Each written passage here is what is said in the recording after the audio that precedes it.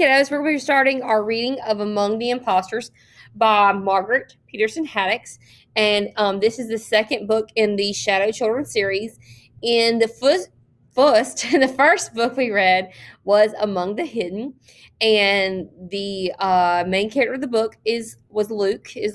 And in the book, we learned that he is a shadow child, which means he was born a third child and that his family has to hide them away because of the totalitarian government that they live in. And in this totalitarian government, families can only have 2 kids at a time. So he's hidden away in the attic. And eventually Luke meets another third child. Her name is Jen. Jen lives across the way in another house. And Jen is she is like a protester of the third child law. And she goes off and tries to protest at the president's steps. But we know that Jen's fate is not good at the end of the book. And then Luke also talks to Jen's dad, and they get Luke a new identity. So Luke has a fake ID with a kid's name on it, and the new name from Luke Gardner is now Lee Grant. So Luke is now Lee. In this book, you're going to hear those 2 names over and over. Remember, they're the same person. And so in this book, we'll see that Lee is going to go to a boarding school. And a boarding school is like where you go to school, but you live there, kind of like how college is.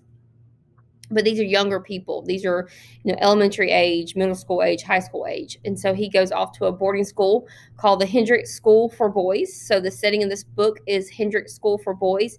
And Lou Gardner is now Lee Grant, our main character in the second book of the Shadow Children series, Among the Impostors. Let's get going. Chapter 1. Sometimes he whispered his real name in the dark, in the middle of the night. Luke, my name is Luke. He was sure no one could hear. His roommates were all asleep, and even if they weren't, there was no way the sound of his name could travel even the short distance to the bed above or beside him. He was fairly certain there were no bugs on him or in his room. He'd looked, but even if he missed seeing a microphone hidden in a mattress button or carved into the headboard, how could a microphone pick up a whisper? He could barely hear himself. He was safe now, lying in bed, wide awake, while everyone else slept. He reassured himself of that fact constantly, but his heart pounded and his face went clammy with fear every time he rounded his lips for that sound instead of the fake smile of the double E in Lee, the name he had to force himself to answer to now.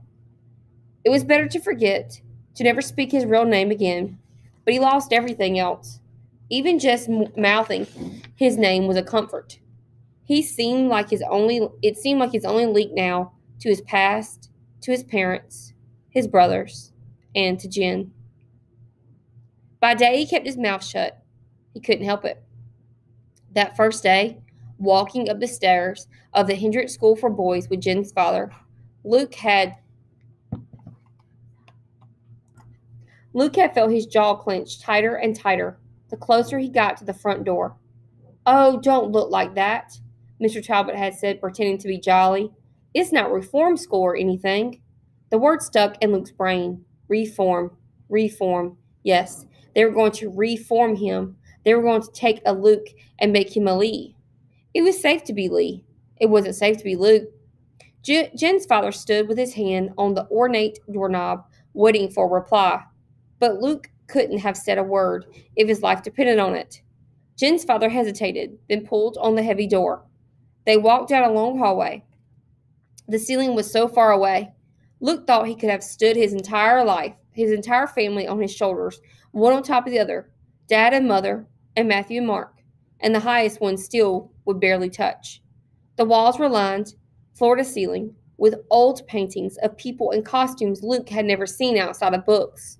Of course, there was very little he ever seen outside of books. He tried not to stare, because if he really were Lee, surely everything would look familiar and ordinary. But that was hard to remember.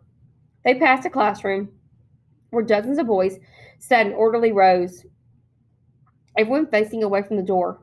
Luke gawked so long that he practically began walking backwards.